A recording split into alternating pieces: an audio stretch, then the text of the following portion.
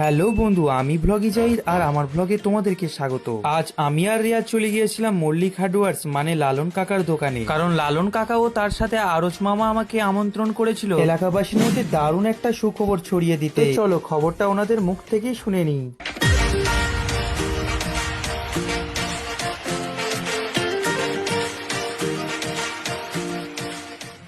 আসসালামু আলাইকুম, নমস্কার বন্ধু।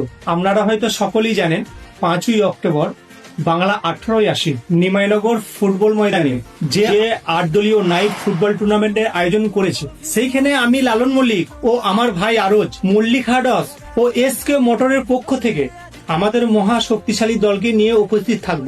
সাথে মূল আকর্ষণ হিসাবে থাকবে দুজন বিদেশি নাইজেরিয়ান ফুটবলার। আর মল্লিক হার্ডস ও এসকে মোটরের টিম মানে আপনার সবার টিম। তাই আশা করব আপনারা সকলে মাঠে উপস্থিত থেকে দলকে উৎসাহ দিবেন।